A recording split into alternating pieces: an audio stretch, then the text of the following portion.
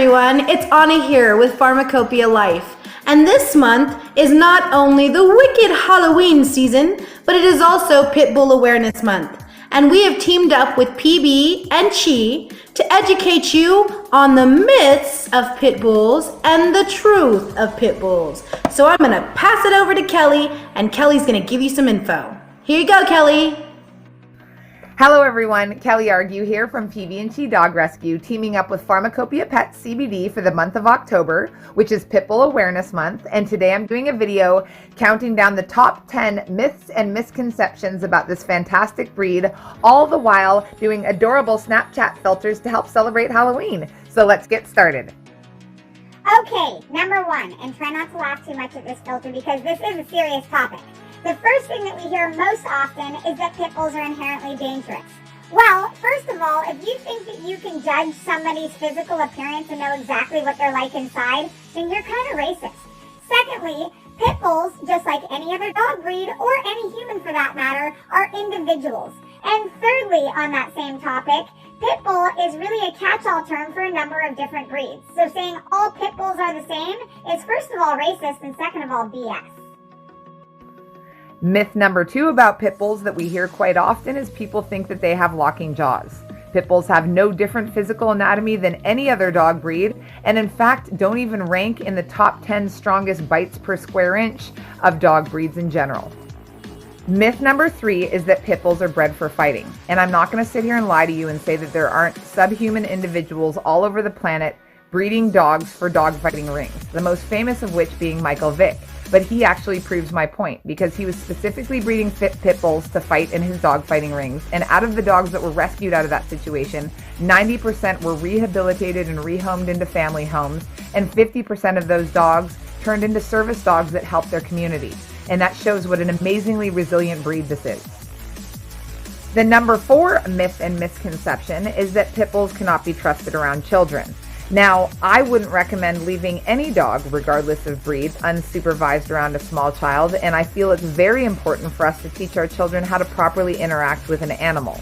Now, pit bulls are no more aggressive or inherently dangerous around children than any other large dog breed, and if you want proof in the pudding with that, you can watch any episode of The Little Rascals and how much they love their Petey. Myth number 5, that pit bulls can't be trusted around other animals. Now, again, this comes down to the fact that every dog is an individual and proper socialization is the key. There are many pit bulls and many loving multiple animal homes with no issues whatsoever. But again, this is something that comes down to an individual basis, and you can't judge an entire breed thinking that they're all the same because they have the same physical characteristics. Even cows. Pit bull myth number 6. That they attack more than any other dog breed. One of the biggest issues that I have with this statistic is the fact that DNA tests are rarely done.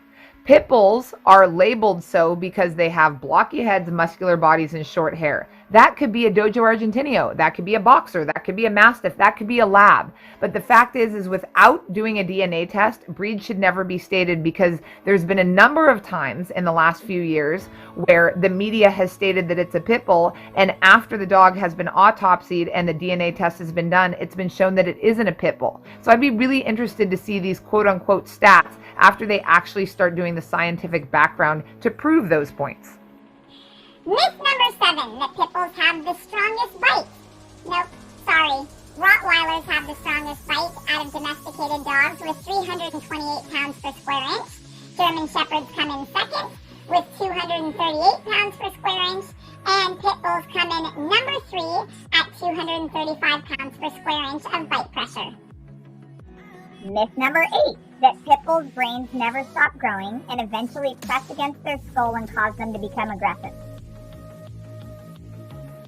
I literally don't even know what to say about this because it's the most ridiculous thing I've ever heard, but once again I will state that there's no physiological difference between pit bulls and any other dog breed. The only time their brain will swell is if they get an injury like any other dog, and it stops growing when it's supposed to and they get into adulthood.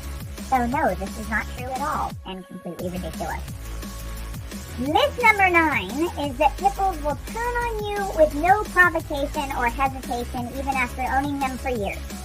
Now, I feel like this is just another one of those grasping at straws arguments from the anti-Pitbull people, because the fact is I see no actual statistics to back up this claim, but I will answer it to hope that we don't have to hear about it again. The situation with dogs is that 99% of the time they're giving off tons of signals, body-wise, behavioral-wise, to tell you when they're uncomfortable or that something's wrong, either medically, behaviorally, emotionally, mentally. It could be a number of different factors. I'm a dog trainer, and I can't tell you how often I go over to people's homes where they say the dog is fine, and all of a sudden the behavior changed, and there's things that I see right off that they didn't see just because I have the experience. So again, this is an absolute myth because there is no facts or information behind it. Myth number 10 is the ridiculous concept that pit bulls make up the highest number of dogs in the animal shelter system because they're inherently bad dogs. This ties together all 9 of the other myths that I've talked to you about, but the biggest reason we see this here is twofold. One, people aren't researching a breed before they get it and not understanding that pit bulls are higher energy dogs that need a lot of exercise and mental stimulation each day. And secondly, breed misidentification. 90% of the dogs labeled pit bulls in the shelter are probably not even pit bulls. So stop stating that you know these facts when no actual science has been done behind it. Thank you guys so much for watching. I hope you learned a lot, and I've armed you with actual facts to go out there and spread the word about this amazing breed, not just for the rest of October Pitbull Awareness Month, but for the rest of time. It's our job to debunk these myths about this fantastic breed. If you're interested in fostering or adopting and you're in the Pacific Northwest area, please contact My Rescue PB&Chi, which stands for Pitbulls and Chihuahuas. You can find us on Instagram, Facebook, or pbandchi.com. If you're looking for amazing CBD products for both yourself and your animals, please go to Farmacopeia Life and have a fantastic, safe, and happy Halloween.